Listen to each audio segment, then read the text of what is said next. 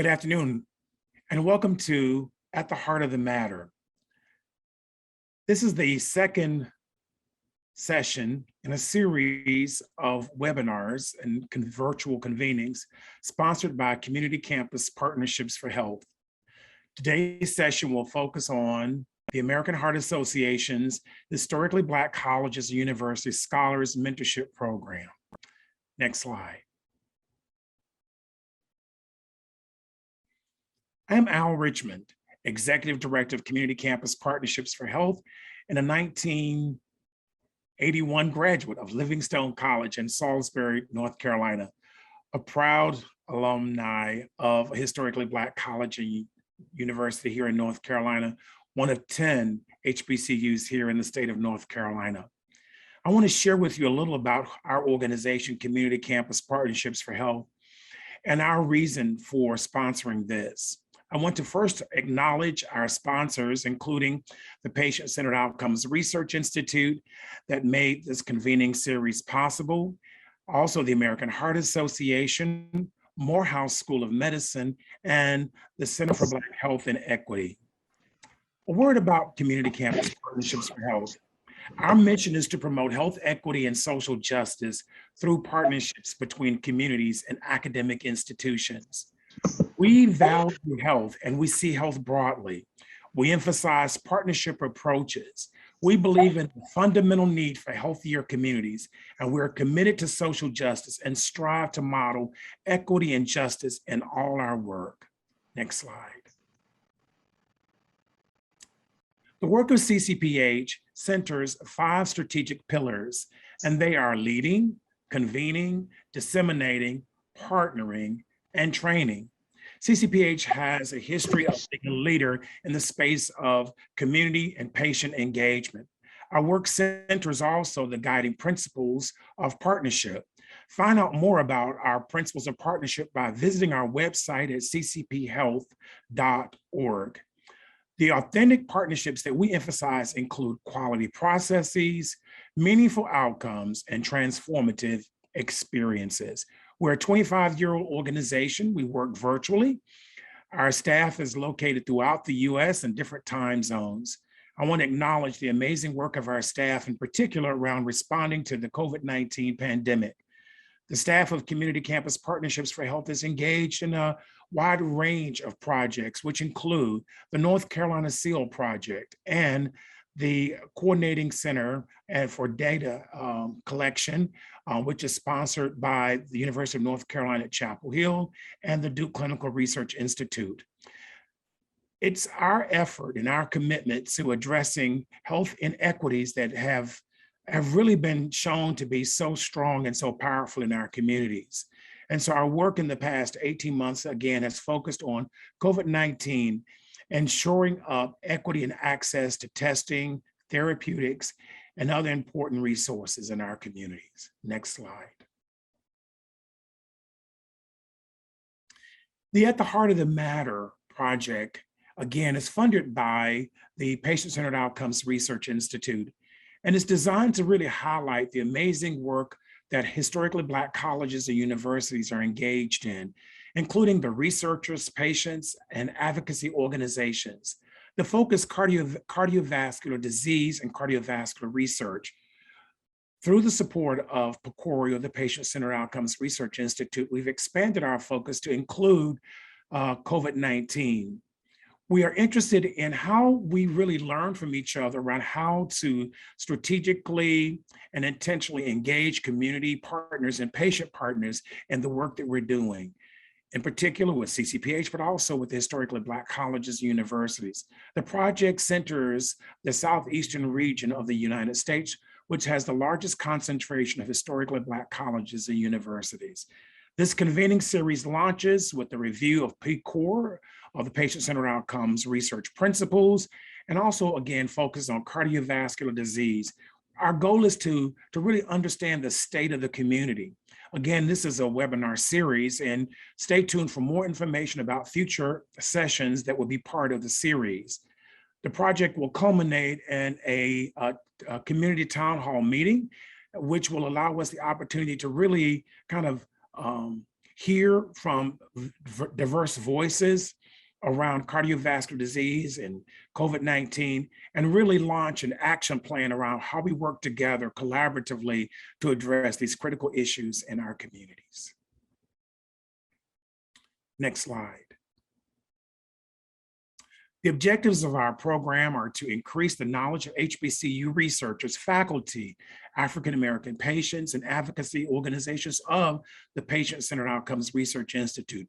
We found that many people don't know a lot about PCORI. Our goal today is to increase the knowledge of PCORI through this webinar series, to identify priorities in cardiovascular disease among African-Americans in the Southeast region of the US, to establish a network of HBCU researchers, patients, and stakeholders, and then finally to develop an action plan to guide and move us forward in this work. Next slide. I want to take a moment now to introduce Dr. Charlene Walton. Dr. Walton has been a part of our planning committee, and we're excited that she is leading today's webinar session.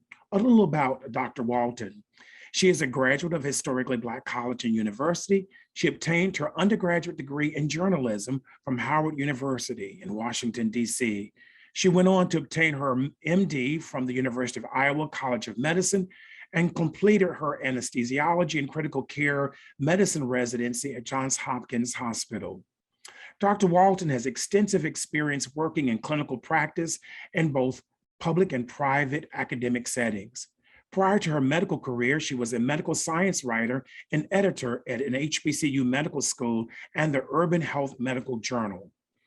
Dr. Walton's long-term passion has included mentoring students to achieve their optimal success.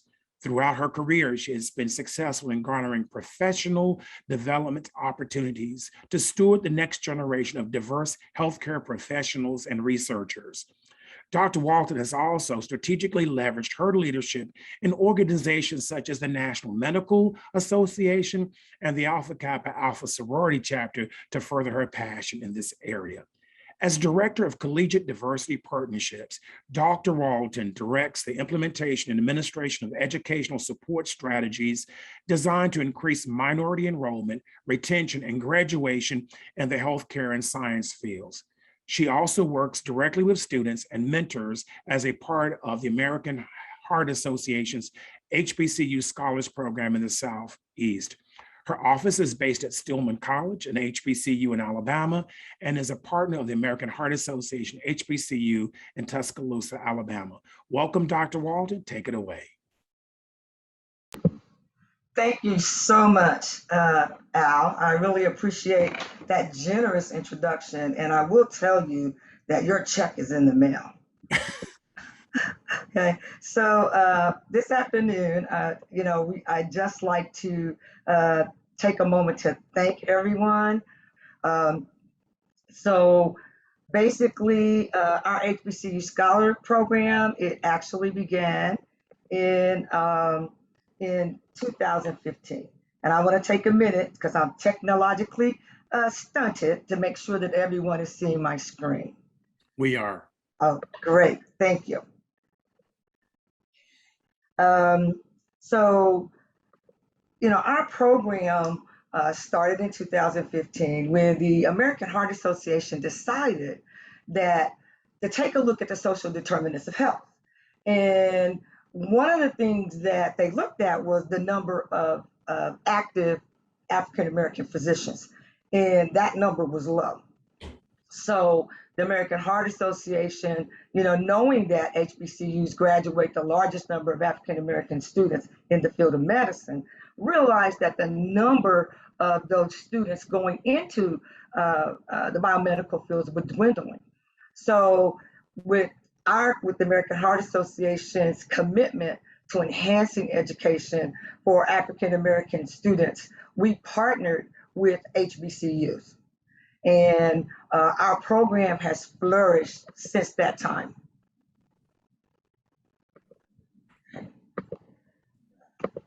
So since 2015, we started with 8 scholars. We had 4 HBCUs, and we were in 2 markets. To date, in 2021 for 2022 cycle year, we will have 53 scholars spanning 24 HBCUs in the Southeast United States and 2 in the Midwest. 100% of our students, that's 89 students to date, have completed our HBCU Scholars Program. And right now, we have 8 of our former scholars are matriculating right now as first-year medical students. We have 8 of our former alumni in PhD graduate programs, and about 17 are in master's programs. So this is a map of where we are. And as you look down the list, maybe you can identify your HBCU. And we're heavily concentrated in the Southeastern United States because that's where the majority of our HBCUs are located. So our program this year will start tomorrow. We'll have 53 mentors representing 18 research institutions. Not only are we a research program that starts, that goes from September until April, basically a 16-week program, but we also have virtual leadership workshops where we talk to our scholars about professionalism, leadership. You know, what happens when you fail? How do you turn that into a success? We also have presentations from commercial clinical research companies, and our scholars get to attend our international scientific sessions, which is the largest cardiovascular related disease conference in the world, and it is sponsored by the American Heart Association. This year, our scholars, if COVID-19 doesn't intervene, will be attending our international sessions in Boston. Our scholars work for 16 weeks, and a culmination of that work is a scholarly poster presentation, which will be presented at our HBCU Scholars Research Symposium. Our scholars also get to meet our AHA leadership and actually learn about them and their journey. So our program works to enhance, expand, and engage. We try to enhance the professional development of our scholars, enhance their digital science communication, and enhance their opportunities to do research. We want to expand our program. Of course, you know, there are 101 HBCUs in the United States. We would like to have a scholar program in each one of those programs that have biology, natural sciences departments. And we want to expand our scholars' access to technology, and of course, testing prep is always important. We want to have our scholars to stay engaged with their community and also participate in professional development seminars. Now, I always like to have a did you know slide because we can always learn something. Now, although HBCUs only represent 3% of all degree grading institutions in the nation, 22% of Black earned bachelor's degrees are awarded to students from HBCUs. And also, 25% of Black earned STEM degrees are awarded to students from HBCUs. Now, in the 2018-2019 year, there were 20,000 graduates from US medical schools, but only 6.2% of those graduates were African American students.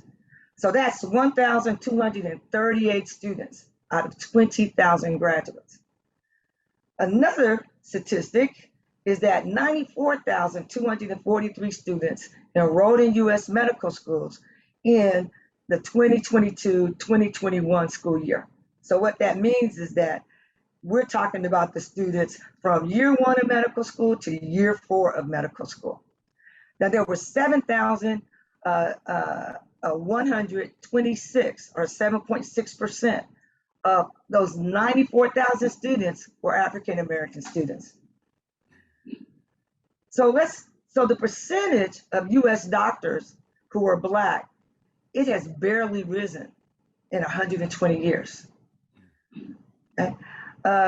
In 1900, almost 12% of the US population was Black. but only 1.3% were Black physicians. In 1940, nearly 10% of the US population was Black, but less than 3% were Black physicians.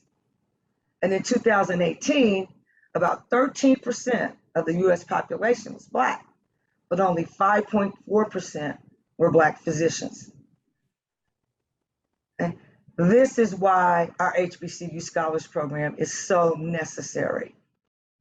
We right now, African American students in biomedical and health related fields are maybe 2% of all of the students who are studying in that area. So what we need to do, and what the American Heart Association wants to cultivate, are our Black and African American physicians and pharmacists and nurses and dentists and people in public health and clinical psychologists and biomedical engineers. Anything that touches on the sciences, we want to help cultivate and raise those numbers. Thank you. So now I'm going to stop sharing my screen, and I'm going to introduce our first scholar. Our first scholar is Ashton Oliver, and he represents Lawson State Community College, and he is going to talk to us right now about his presentation. Take it away, Oliver. Yes, ma'am. Oh, I'm getting some.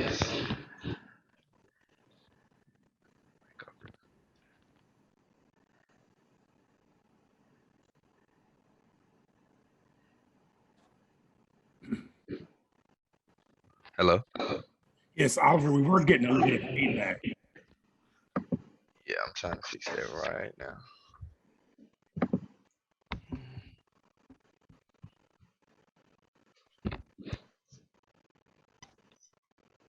Is that better? Yes, sir. That's much better. Okay. All right. Hello, everyone. My name is Ashton Oliver, and I'm pursuing a major in biomedical engineering, and I currently attend Lawson State at Birmingham, Alabama. And my career goal is to pursue an advanced degree in biomedical engineering to continue my interest in prosthetic design and research. And my motto is don't stop when you are tired, stop when you are done. And today we are going to talk about a relation between COVID-19 and the kidney. But before I do, I would like to thank my mentor, Dr. Larry Alexander from Meharry Medical College in Nashville, Tennessee. Before we get started, I would like to ask the panelists one quick question. How many pandemics have occurred in the 20th century? Was it A, 1, B, 4, C, 7, or D, 10? And you can type your answers below in the chat. Okay. All right, folks.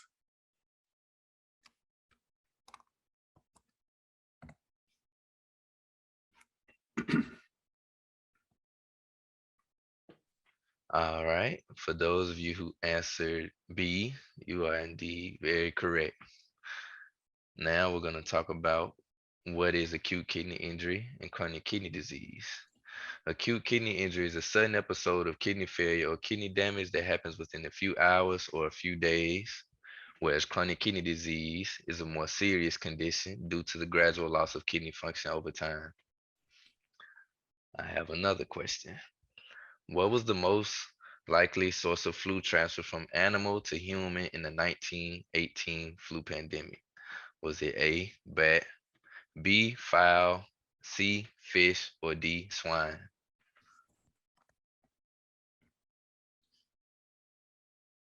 We'll give you a minute to chat that in.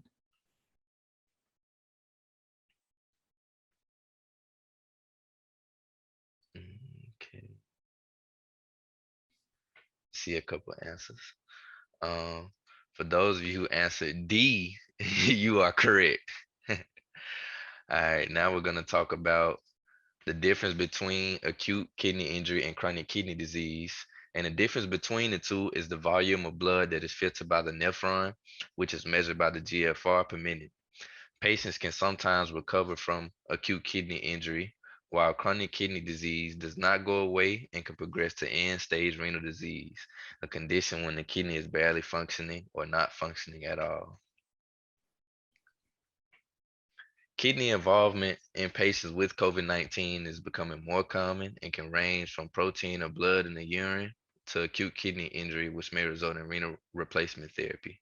In patients with chronic kidney disease, COVID-19 can be even more devastating. While the mechanisms and pathophysiology of AKI and CKD in critically ill patients without COVID-19 have been studied, little is known about the prevention and management of AKI and CKD in patients with COVID-19. And what you see right here is a proposed mechanism for COVID-19 induced AKI. The way COVID-19 causes AKI in patients is multifactorial. The direct effects of the virus on the kidney include the formation of blood clots and inflammation. The indirect effects not only include how the virus affects the whole body, but also how COVID-19 can cause organ crosstalk. Even the management of COVID-19 can contribute to the development of AKI. I have one more question. Which of the following cities in China did COVID-19 most likely originate? Was it A, Wuhan, B, Bangkok, C, Beijing, or D, Shanghai?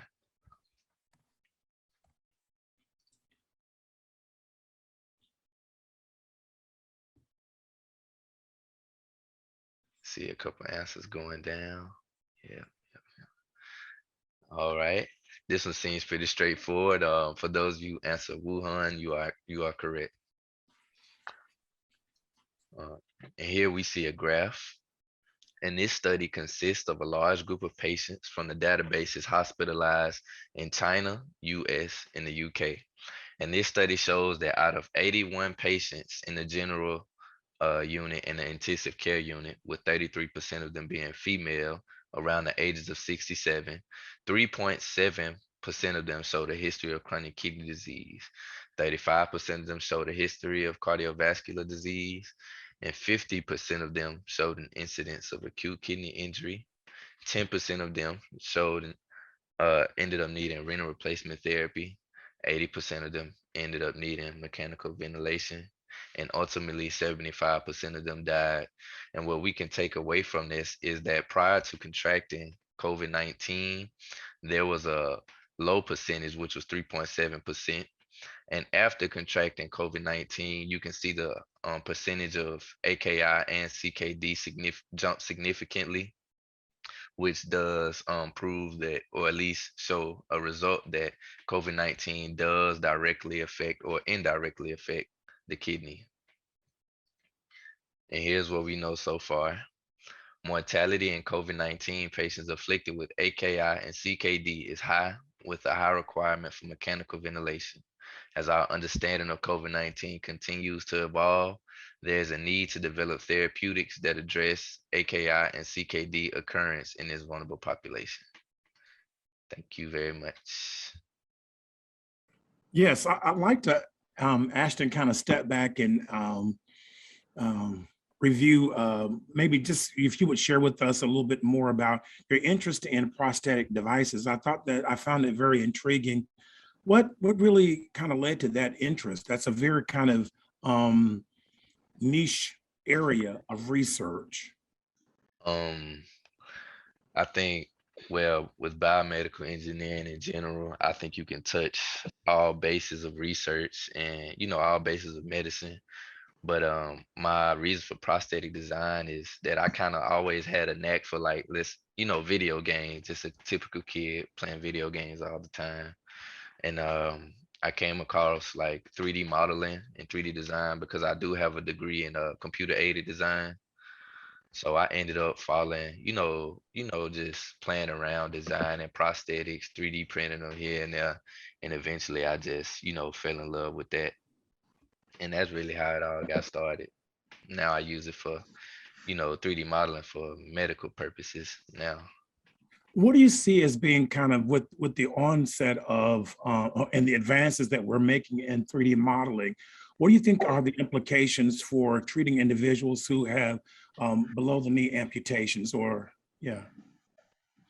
Um, with 3D modeling, for one, it kind of stops the guessing game that that doctors typically took a couple years back when 3D modeling wasn't so prevalent. It'll it can, narrow down the options you have, which will limit error, which is why I see 3D modeling to be so good. As far as that, and as far as simulations per se, for example, let's say we're doing a heart surgery. You can run a couple simulations on the computer, which have proven to be pretty accurate, because I did a couple presentations on that as well. It'll really limit the error that you would take just not using 3D modeling programs. Thank you. And I just want to acknowledge a great presentation. Thank you. Other questions?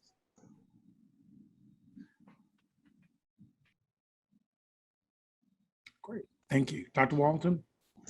Yes. Okay, so our next presenter is Nasaya Taylor, and she is representing Spelman College. Okay, Nasaya, go ahead.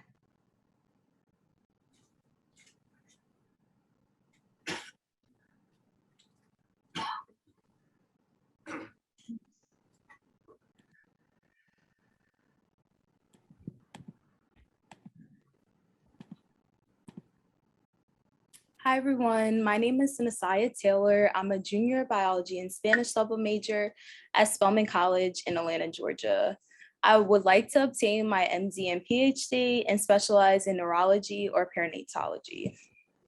My favorite show is Peaky Blinders. It's on Netflix. I really encourage you guys to watch it. And one of my favorite mottos is from the Shawshank Redemption.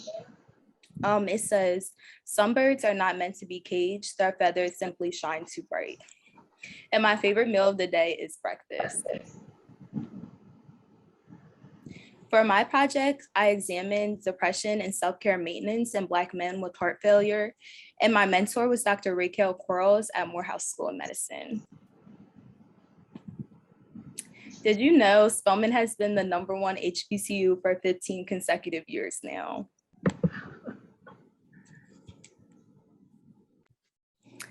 So for my background, heart failure occurs when the heart cannot pump enough blood or oxygen to other parts of the body. And it actually affects around 6.2 million adults in the United States. And a lot of people with heart failure don't even know they have it, because there's a wide range of symptoms and they can be like mild or they can be severe. So a lot of people are living with heart failure and they don't even know it.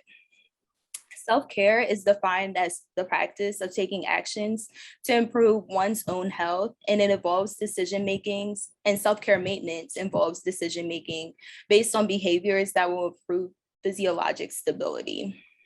Self-care in people diagnosed with chronic illnesses such as heart failure, which is what my project is about, is important for managing chronic illnesses effectively.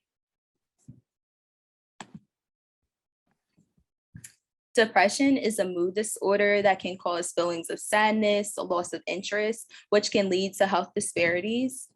Increased symptoms of depression and decreased self-maintenance often occur in people with heart failure. And past studies have shown increases in depressive symptoms does lower self-care behaviors, but no studies have examined the relationship between self-care and depression in Black men with heart failure, which leads me to the purpose of my project, which is to examine the relationship between depression and self-care maintenance in Black men with heart failure. So we use secondary data analysis in a cross-sectional survey under the name of Project Uplift. The inclusion criteria was they had to be over 18, self-identify as Black or African American, and diagnosed with heart failure at least 3 months prior to the study. Self-care maintenance was assessed using the Self-Care of Heart Failure Index, and we used PHQ-9 to measure levels of depressive symptoms. SPSS was used to conduct simple linear and descriptive descriptive regression analysis to examine the relationship between the two. So if you look at my figure 1, we had a wide range of levels of depressive symptoms, starting at minimal all the way to moderately severe. You can see our most prevalent one was mild levels of depressive symptoms with almost 40%.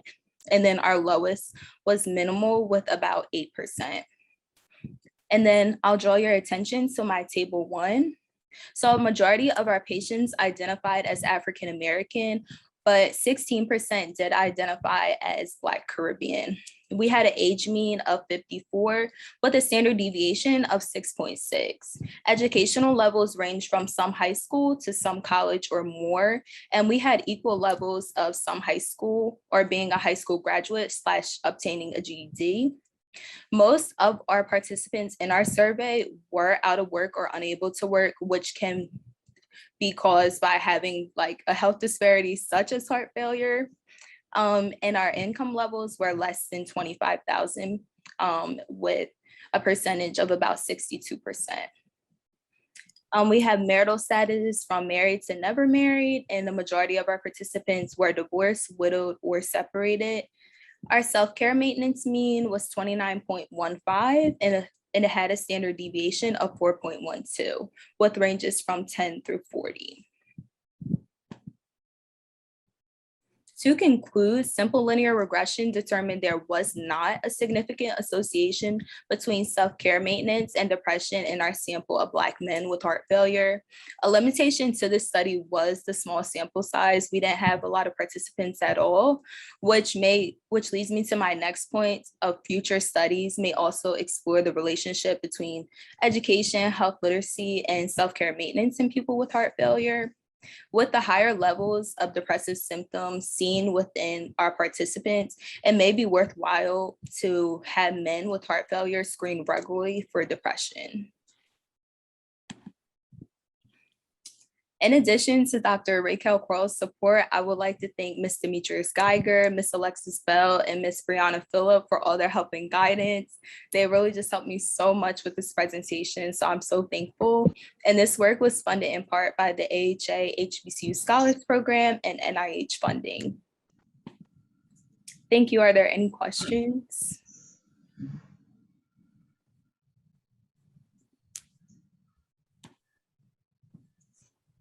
I don't have a question to say, but I have a comment. I think that, as we're in the middle of a pandemic and, it's hard sometimes for people to distinguish between, just feeling bad and being depressed. And I can imagine what it's like to have those feelings and also have heart failure. So I think that this is a terribly significant subject. I think that you were right. Your last comment pointed out that there need to be more studies, and I think that Black men need to be adequately screened for these type of symptoms because Black men tend to keep a lot to themselves. So this is a significant study, and I hope that in the future we'll get more information and more studies on this, part of the population that with a severe chronic health condition. So thank you. Thank you. Nasira, we're seeing in the chat box a number of comments that are just saying, thank you, an excellent presentation. One individual, Tracy Richmond McKnight, says, if sample size were not an issue, what would be the next question you would like to answer based on these results? My next question. Yeah, what would be your next question? I would really like to examine educational levels in Black men with heart failure, and I would kind of like to compare that to socioeconomic status in regards to do they have the necessary amounts of healthcare resources to have like adequate doctors to take care of like chronic illnesses such as heart failure. Because we tend to see a trend in educational levels and socioeconomic status, and people of lower socioeconomic statuses, they don't always have the necessary health resources, say as someone with a higher socioeconomic status. And heart failure is something that's really important and prevalent, especially in the Black community. So I would really like to examine those two factors. Amazing. That's great. Messiah, I also wanted to, I joined Dr. Walton in kind of complimenting you on this work, because it really does show the intersectionality of kind of mental health or behavioral health and physiological health. So in terms of your career goal, what are you thinking there in terms of what you would like to focus on as part of your graduate studies? So a couple weeks ago, I actually just started my BS and MS program in neuroscience at Morehouse School of Medicine. And I would really like to work with patients suffering from PTSD, maybe military personnel. So that's what I'm focusing on right now. Yeah. Kayla Brown also, thank you for that. Kayla comments on, it's interesting how large the number of divorced or separated participants there were. I thought that was very interesting as well. That was a real, it seemed like a quarter of the end of the men reported that they were either divorced or separated. Yes, that's something that's really prevalent. That was really prevalent to me too. I think this is just my interpretation of it, but a lot of times when people are sick, it can cause a strain on relationships, and especially having an illness such as heart failure, because you probably have to have regular doctor's visits and just things like that. And depending on your symptoms, I just think that can cause like a lot of stress on a relationship. So I think that may be a contributing factor to why a lot of our participants were divorced as well. Yeah, thank you. Jandalyn comments, great observation. Absolutely great observation. Any other questions? I don't think we have any other in the chat box. Important work. Dr. Walton. Thank you. Thank you, Nisaya. Okay, so our last but not least finalist is Jandalyn Washington, and she is representing Spelman College. Take it away, Jandalyn.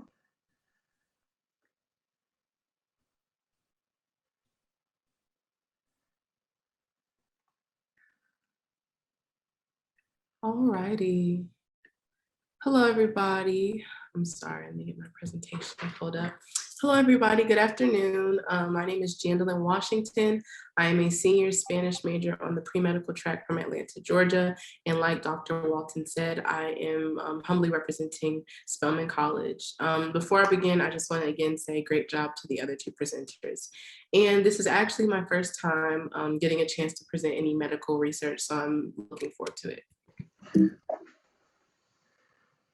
So for my presentation, I had the amazing pleasure of working with Dr. Charles Searles, and the topic of the research project that we worked on is cardiovascular health of resilient and at-risk Black residents of Atlanta.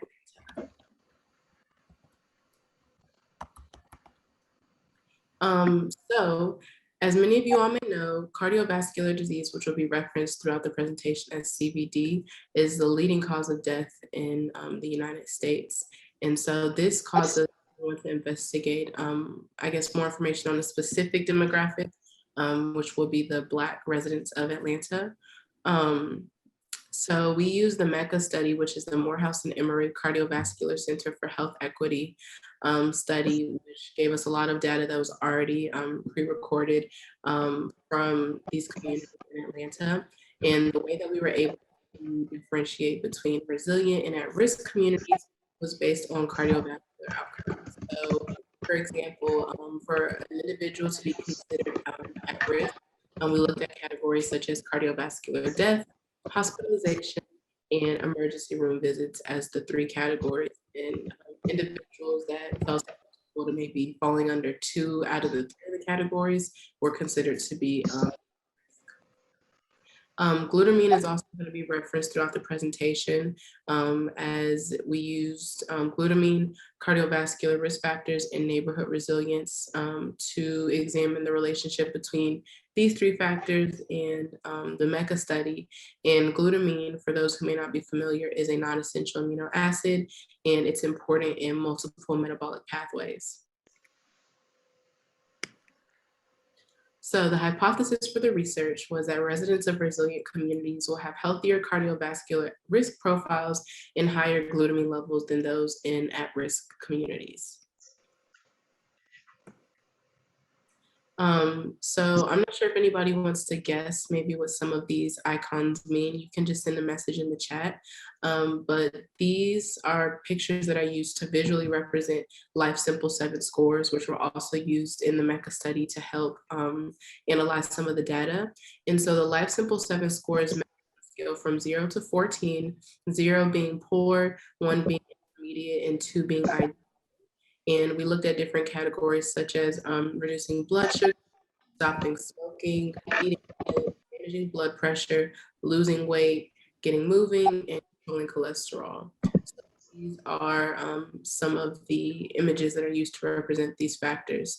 And the closer you are to a higher score, so 14, the healthier you're considered to be in terms of your cardiovascular health. So the methods that we used to analyze the data, we had a cohort of 375 participants that we used to look over their information on categories such as body mass index, blood pressure, cholesterol, hypertension, diabetes, whether they were smokers or not, things that really fit in the Life Simple 7 category, as well as some other categories. And we separated the data between those individuals that were considered to be in at-risk communities and resilient communities. So this chart basically just goes over the baseline data that we were able to find from the data that we analyzed. So as you can see, we had approximately, we had significantly more women than men. We had about 39% male participants, and the remainder were women. The average age was about 53 years old for those that were participating in the study. And on the bottom part of the presentation, in the parentheses, you can see the percentage of participants who had, I guess, hypertension, cholesterol, were currently smoking, diabetes, had an elevated BMI, and looking at their total LS7 score. So with this information, we were able to create some charts to help analyze some of the data. So as you can see, the average age in the resilient and at-risk communities was relatively the same, as was the amount of men versus women that were surveyed, and the gender. So gender and age did not really affect our results too much. However, you can see that the resilient community had a noticeably higher LS7 score than the at-risk community, which, like I stated earlier, plays into cardiovascular health. Some more data that we were able to draw was that the average cholesterol levels in the at-risk and resilient groups were relatively close, although it was a little bit higher in the resilient communities. The average BMI was relatively similar in the resilient and at-risk communities. However, the percentage of participants with diabetes and hypertension were both significantly greater in at-risk communities in Atlanta and the Metro Atlanta area. And then finally, in the resilient community, the average plasma glutamine concentration level was slightly higher than in the at-risk community. So what conclusions does all this data, I guess, lead us to? For one, like I stated, when we looked at the data, we were able to see that categories such as age, gender, BMI, and cholesterol levels were relatively similar between the two groups. So they didn't necessarily, I guess, affect the results too much. The resilient communities we saw had less diabetes and less hypertension, and the LS7 scores were higher in resilient communities, which somewhat agrees with our hypothesis of assuming that resilient communities were going to have, I guess, healthier cardiovascular health. The data, however, did indicate that risk factors such as hypertension and diabetes, where we saw that the charts had noticeable differences, could be driving forces as to the difference in cardiovascular health between these two groups of at-risk and resilient participants. The difference is also able to be reflected in the glutamine levels. Further investigation for this study for things that we did not get a chance to look at suggests that other factors such as diet, physical activity in terms of playing sports, participating in any gym clubs, or just getting a chance to run outside, which are also important factors in cardiovascular health, could have also played into some of the results in why the numbers or the cardiovascular health for participants in the metro Atlanta area of color in at-risk communities was a little bit lower. So that will conclude my presentation. Thank you all so much. And I hope that you were able to take something away. Thank you. Absolutely. We have some questions that are being generated in the chat box, and they are, Tracy Richmond McKnight asked, did you compare the smoking rates in resilient and at-risk communities? While we did look at smoking in the data over the course of analyzing it, we felt that it wasn't something, I guess, for this presentation in particular that we were going to focus on. But kind of like I stated at the end, things like smoking, physical health, and fitness, diet, categories like that could have also been very, I guess, or they could have also contributed to some of the results and could be further investigated. Second question is, if blood pressure and diabetes were well controlled, did CV scores improve? I'm sorry, can you repeat the question? Yeah, so if blood pressure and diabetes were well controlled, did the CV scores improve? I would say that somewhat, like they would, I guess, somewhat have improved. I know that we looked at hypertension and diabetes as being two of the leading causes to these differences. However, I do think that, well, okay, I'm sorry. I will say yes, that would help. However, because based on what we did look at, they were not controlled at the time. It's more so, I guess, up in the air in terms of if certain changes were to happen, how it would affect the results. So I definitely think that this study is going to be continued. With a lot of information that can still be investigated to maybe answer some of these questions with supporting evidence. Excellent idea, young scientist. Excellent response. And Dr. Cyril's commented that this was a cross-sectional study. Yes. I just also, did you look at other factors? What I thought was interesting in terms of the resilient communities versus the, in comparison to the at-risk communities, I think that it also raises the question around proximity to physical activity locations in the community.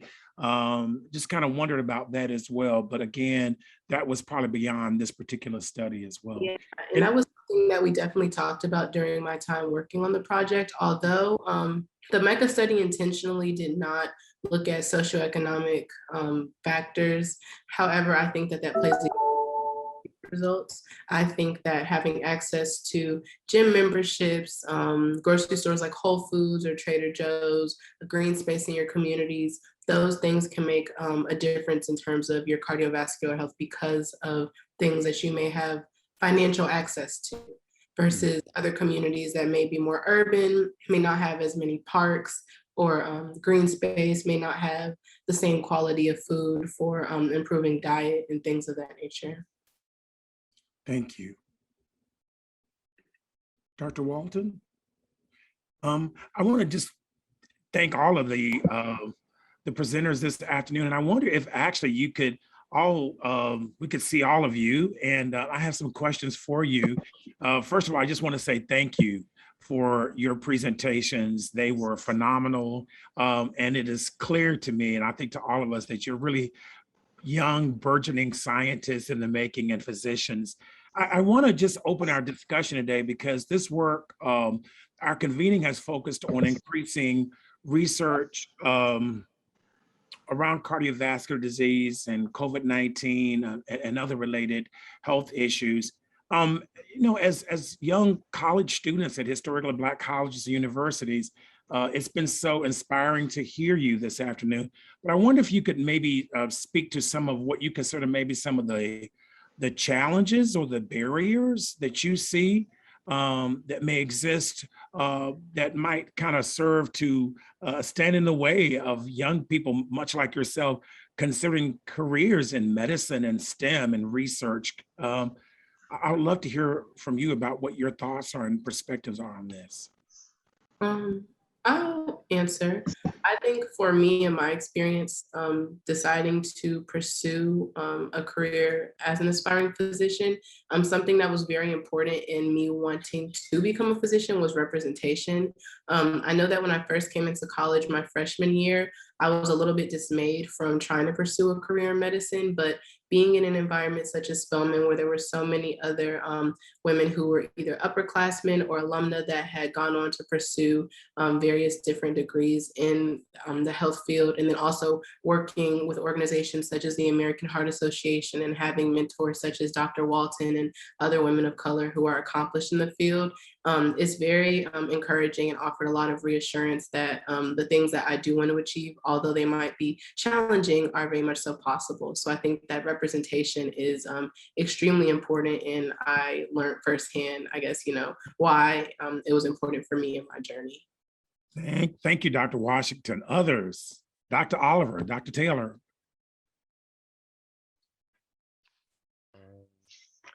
I think some of the, okay, you can hear me, right? Yeah, we can hear you.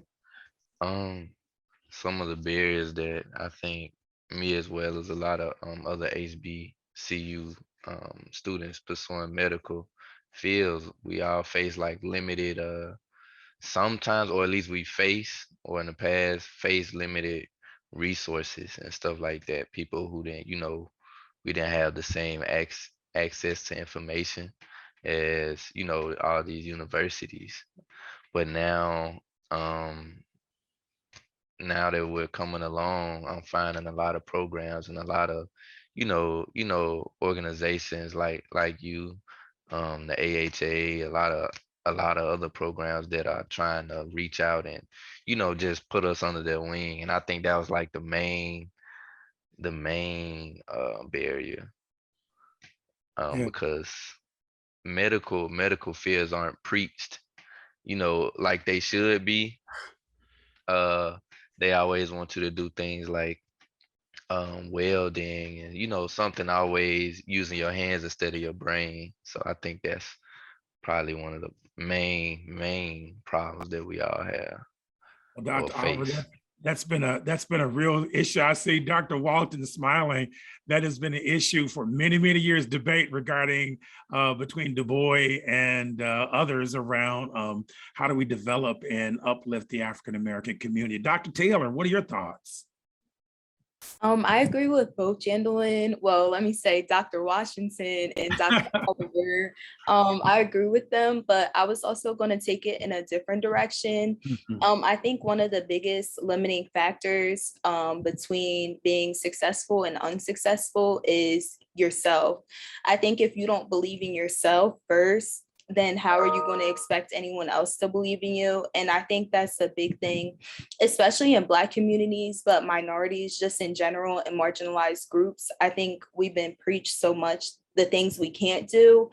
It can sometimes start to implement itself in our brain. And sometimes even when I'm at school, like I'll just be like, I don't know if I can do this. It's too much. But I think you just have to look at the road ahead and remind yourself, like, believe in yourself, have your bigger picture in mind and your why. Like my why is my family, because I know they're depending on me. So yes.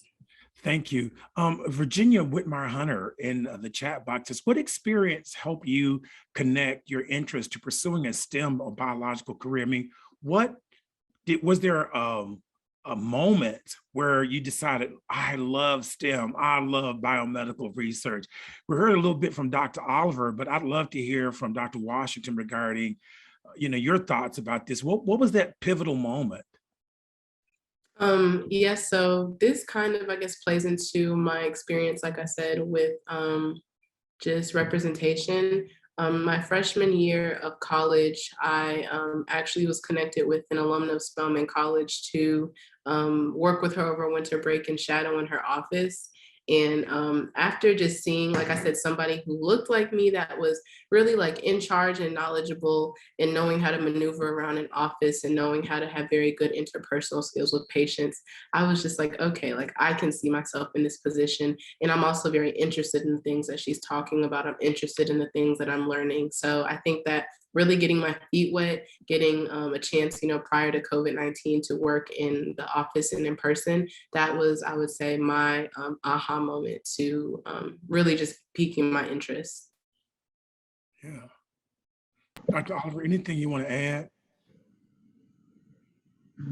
Um, I mean, besides video games and stuff influencing me, I to put it in layman's terms or simple terms, I like math and I like medicine. So I really found a fine balance between the two and or between the three, including video games, and I came up with biomedical engineering. Yeah, Um, I was just so intrigued by your response because I don't know that a lot of young men are thinking about how to take an interest, what almost can be kind of a game, the gaming environment, and yet thinking about that as being something in the biomedical field. So the ability to make that connection, I really want to applaud you for that. I find that so very powerful. And so there's a comment and there's a question for you. How did you make the connection from video games and biomedical engineering? How did you do that? when you touch bases on a lot of these 3D programs, such as I can name a few like SolidWorks, ANSYS, Inventor, all that stuff is pretty similar to video games. That's actually what a lot of people use to make video games. So it has some of the same mechanics. I just took, so like what I do now still feels like video games. So it doesn't even feel like work. So I think that's how I made the connection. It's just like a problem that you wake up every day to solve.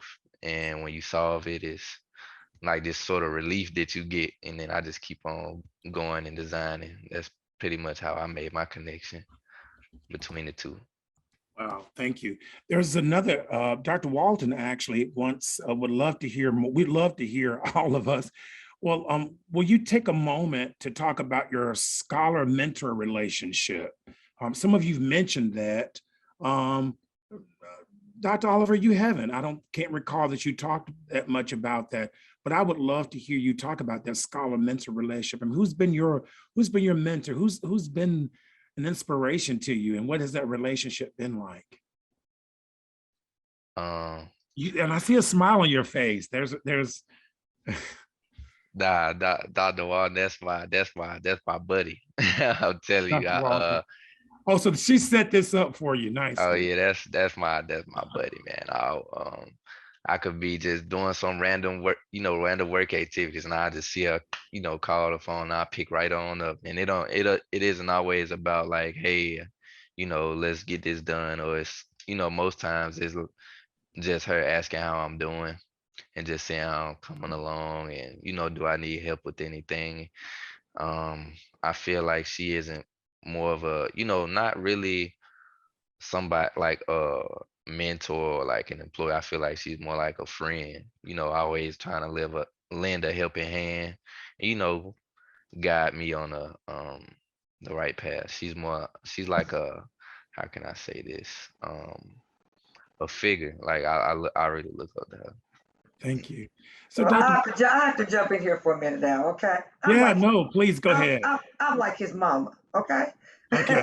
But I really wanted to know about your relationship with with your mentor. No, seriously, like Dr. Alexander, okay? And each of you kind of talk about, if you could, just for a moment, about that, because a lot of African American students, at HBCUs don't have that mentor relationship, and I think. I just want to hear what your take is on it. I know how I feel about it, but I want to know where your take is on it. But thank you, Ashton, for all your comments. I really do appreciate you. When I want to get a smile on my face, I call you up and ask you how you're doing. So it's more for me than it is for you. Okay? I guess I can go. So like I said in the beginning of my presentation, I got to work with Dr. Charles Searles, and I would say that my experience working with him over the course of the program was just very enjoyable. I know that we did in a lot of ways like work on the research project, but kind of like Ashton or Dr. Oliver stated, like our mentors between like our research mentors, Dr. Walton, like a lot of them were there for us just to give us advice on our journey and to just help and have conversations. So I know there would be many times where Dr. Shields and I would talk about maybe some of the classes I was taking, things that I found difficult, or even just decisions in terms of looking at medical schools and preparing for my steps after graduation. And even when we worked on this presentation, just talking about maybe like potential, I guess, work or experiences that I can do with him in the future beyond this program. So it was definitely more than just I guess formal mentor scholar relationship. It was like very sincere, very genuine, and overall just greatly appreciated. Yeah, I think that your comment earlier, Dr. Washington, regarding just being able to almost shadow a successful African American woman who demonstrated to you, you described, said like you were, she was in charge, right? She had the intellectual acumen and everything that it took to manage that space. And that really stood out to you. So I really thank you. And I really appreciate you acknowledging that. Dr. Taylor, what about you?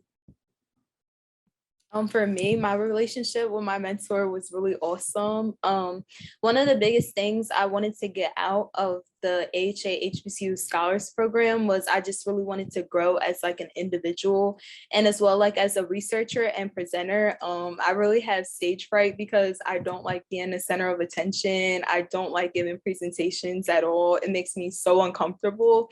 And Dr. Kroll, she honestly, from the day one, she just pushed me so far out of my comfort zone. Like it was just be times where I was just like, I just don't know if I can do this. Like this is too much. But by April and May, when I was like reflecting back, I just learned so much like in that short period of time, and I couldn't be more grateful for her.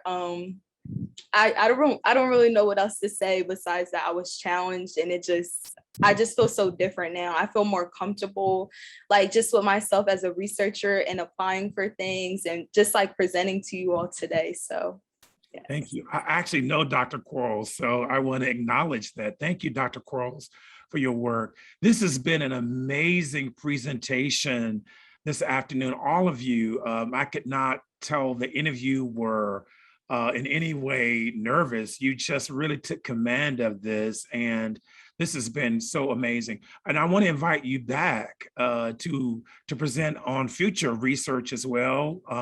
We'll have to work with Dr. Walton to have you back, as well as other students who are part of the American Heart Association HBCU Scholars Program. And you are scholars and you are physicians in the making. So this is so exciting. Dr. Walton, any closing comments? Yes, first of all, along with you, I want to thank and congratulate our scholars. I'm so very proud of them because I've seen each one of them grow in this program in many, many, many, many, many different ways. I want to remind them they are necessary. Now, I'm going to say that again. They've heard me say this numerous times, but it is so true. They are so necessary. We cannot afford to lose one of you all, okay? Because the work is there, the work is needs to be done, and you are just the people to do it. I mean, I let you take care of any member of my family, anytime, any day of the week, because I know, that first of all, you're on top of your game, you know what you're doing, and I also know that you guys care and that you are willing to step out of your comfort zone and engage. And that's really what it's going to take. So I want everybody to come off mute and give you guys a round of applause because you just blew it out of the water today. So thank you so much. Thank you. Thank you. Okay.